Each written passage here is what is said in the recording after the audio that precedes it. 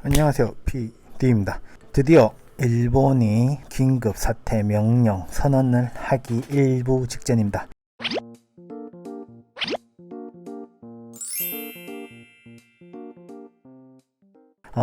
내일이면 아베 정권이 직접적으로 나서서 선언을 할 예정입니다. 그런 짓은 하지 말아야 했는데. 일단 오늘 이야기를 들어보면 지금 도쿄 상황이 굉장히 안 좋기 때문에 실시 기간은 1개월 정도로 하면서 7개의 도도후현을 대상으로 한다고 합니다.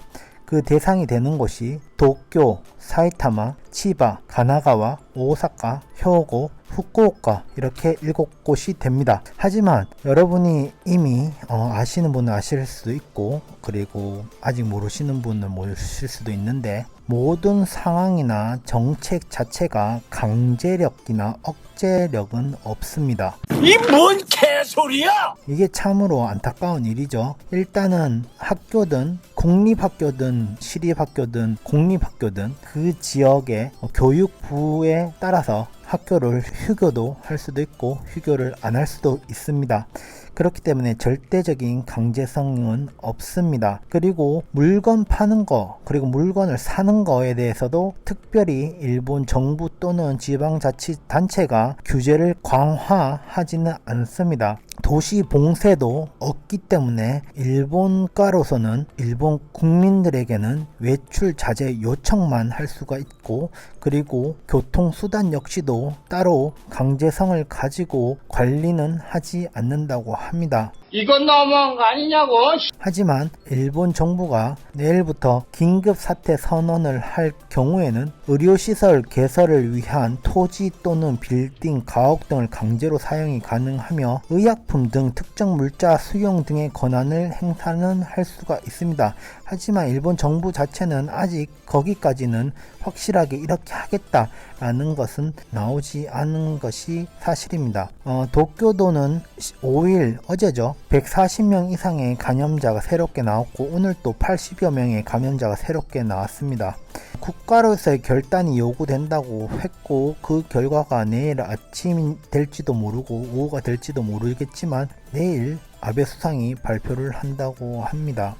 여러분이 하나 생각을 하셔야 되는 게 뭐냐면 일본은 하나의 재밌는 법이 하나 있습니다. 기본적 인권의 존중이라는 이름으로 국민의 자유와 권리가 존중되어야 한다는 점을 감안하여 코로나19 등의 대책을 실시하는 경우 국민의 자유와 권리의 제한이 가해지는 때에는 그 제한은 해당 코로나19 바이러스 대책을 실시하기 위해 필요한 최소한의 것이어야 한다라고 적혀져 있습니다. 즉 일본은 무엇보다도 기본 인권을 굉장히 중요하게 생각하는 나라입니다. 하지만 많은 분들이 말을 합니다. 이 기본 인권이 더 많은 사람들을 힘들게 하지 않을까? 가끔은 인권이 필요 없을 때도 있지 않을까라는 이야기도 나옵니다.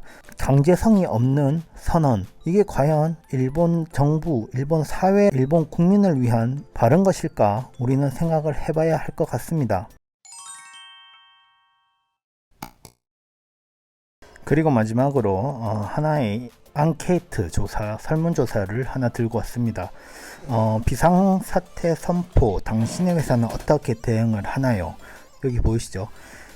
총 투표수 11,803표를 가지고 있습니다. 1등이 바로 특별히 대응이 없다 65%,